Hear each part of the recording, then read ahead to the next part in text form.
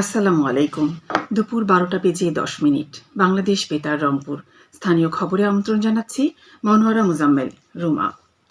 স্থানীয় সরকার পল্লী উন্নয়ন ও সমবায় মন্ত্রী মির্জা ফখরুল ইসলাম আলমগীর বলেছেন, আগামী 1 বছরের মধ্যে স্থানীয় পর্যায়ের সব নির্বাচন সম্পন্ন করা হবে। তিনি গতকাল রাজধানীর ওসমানী স্মৃতি মিলনায়তনে চলমান জেলা প্রশাসক সম্মেলনে পল্লী উন্নয়ন ও সমবায় বিভাগের সঙ্গে জেলা প্রশাসকদের আলোচনা পর্বের পর সাংবাদিকদের সঙ্গে আলাপকালে একথা বলেন। স্থানীয় সরকার শক্তিশালী হলে দেশের গণতন্ত্র শক্তিশালী হবে উল্লেখ করে মন্ত্রী বলেন, বিগত ফ্যাসিস্ট শাসনামলে মন্ত্রণালয়ের সকল দুর্নীতির তদন্ত করা হবে। লালমনিরহাটের আদিতমারী উপজেলায় ঝড়ে ক্ষতিগ্রস্ত 50টি হতদরিদ্র পরিবারের মাঝে সরকারি ত্রাণের ঢেউটিন ও নগদ অর্থ বিতরণ করা হয়েছে। সংসদ সদস্য রোকনউদ্দিন বাবুলের বরাদ্দকৃত এসব ত্রাণ সামগ্রী উপজেলা প্রশাসনের তত্ত্বাবধানে প্রত্যেক পরিবারকে এক বান্ডিল করে ঢেউটিন ও নগদ 3000 টাকা প্রদান করা হয়। প্রধানমন্ত্রীর অগ্রাধিকার কর্মসূচি 5 বছরে 25 কোটি বৃক্ষরোপণ কর্মসূচির সফল বাস্তবায়নে গতকাল রংপুরের পীরগঞ্জ মহিলা ডিগ্রি কলেজ সহ বিভিন্ন শিক্ষা প্রতিষ্ঠানের শিক্ষার্থীদের মাঝে জেলা পরিষদের উদ্যোগে গাছের চারা বিতরণ ও বৃক্ষরোপণ করা হয়েছে। জেলা পরিষদের প্রশাসক সাইফুল ইসলাম কর্মসূচির উদ্বোধন করেন।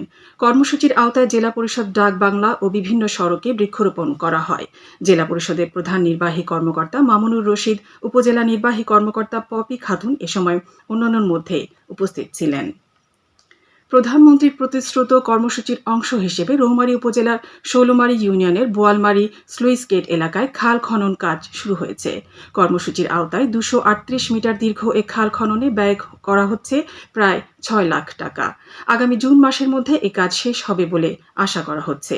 এদিকে জেলার রৌমারী উপজেলার সোনাপুর এলাকায় ব্রহ্মপুত্র নদের ভাঙন রোধে জিওব্যাগ স্থাপনের কাজ এগিয়ে চলেছে। এজন্য ব্যয় করা হচ্ছে প্রায় 6 লাখ টাকা। জয়পুরহাটে হামের উপসর্গ নিয়ে শহরের 250 শয্যা বিশিষ্ট জেনারেল হাসপাতালে গত 24 ঘণ্টায় নতুন করে আরও এক শিশুকে ভর্তি করা হয়েছে। এ নিয়ে হাসপাতালটিতে বর্তমানে মোট 11টি শিশুকে চিকিৎসা দেওয়া হচ্ছে। হাসপাতাল সূত্রে জানা গেছে, হামের উপসর্গ নিয়ে ভর্তি হওয়া 87 শিশু সুস্থ হয়ে ইতোমধ্যে বাড়িতে ফিরে গেছে। এদিকে একই হাসপাতালে গত 24 ঘণ্টায় নতুন করে আরও 33 জন ডায়রিয়া রোগী ভর্তি হয়েছে। বর্তমানে ডায়রিয়া আক্রান্ত মোট 46 জন রোগী চিকিৎসাধীন রয়েছে। এছাড়া 36 জন ডায়রিয়া রোগী সুস্থ হয়ে বাড়ি ফিরে গেছেন। কুড়িগ্রামে ইসলামিক ফাউন্ডেশন আয়োজিত জেলা পর্যায়ে জাতীয় হিফজুল কুরআন ও সিরাত প্রতিযোগিতা গতকাল অনুষ্ঠিত হয়েছে। জেলা পরিষদ প্রশাসক সোহেল হুসাইন কায়কোবাদ এতে প্রধান অতিথি ছিলেন। প্রতিযোগিতায় জেলার 9টি উপজেলা থেকে 2টি বিভাগের 3টি গ্রুপে অংশ নেয় 150 জন শিক্ষার্থীর মধ্যে 18 জনকে বিভাগীয় পর্যায়ের জন্য নির্বাচিত করা হয়। প্রতিযোগিতা শেষে বিজয়ীদের মধ্যে সনদ ও পুরস্কার বিতরণ করা হয়। খেলার খবর ফুটবল। রংপুর সদর উপজেলা পর্যায়ের সরকারি প্রাথমিক বিদ্যালয় গোল্ড কাপ ফুটবল টুর্নামেন্টের প্রথম রাউন্ডের খেলা গতকাল উপজেলার মিনি স্টেডিয়ামে অনুষ্ঠিত হয়। রংপুর 3 আসনের সংসদ সদস্য মাহবুবুর রহমান বেলাল প্রতিযোগিতার উদ্বোধন করেন। বালক ও বালিকা উভয় গ্রুপে গতকাল 5টি করে মোট 10টি খেলা অনুষ্ঠিত হয়। টুর্নামেন্টের দ্বিতীয় রাউন্ড ও সেমিফাইনাল খেলা আজ অনুষ্ঠিত হবে। এদিকে রংপুর জেলায় অনুষ্ঠিত নতুন কুড়ি স্পোর্টস ফুটবল প্রতিযোগিতায় গতকাল অনুষ্ঠিত বালক গ্রুপের রংপুর সিটি কর্পোরেশন দল 3-0 গোলে মিঠাপুকুর উপজেলা দলকে পরাজিত করে চ্যাম্পিয়ন হয়েছে। এছাড়া বালিকা গ্রুপে রংপুর সদর উপজেলা দল 10-1 গোলে পীরগঞ্জ উপজেলাকে পরাজিত করে চ্যাম্পিয়ন হয়েছে। সাঁতার। রংপুর সুইমিং পুলে সাঁতার ও স্টেডিয়াম অ্যাথলেটিক্স প্রতিযোগিতা গতকাল অনুষ্ঠিত হয়েছে।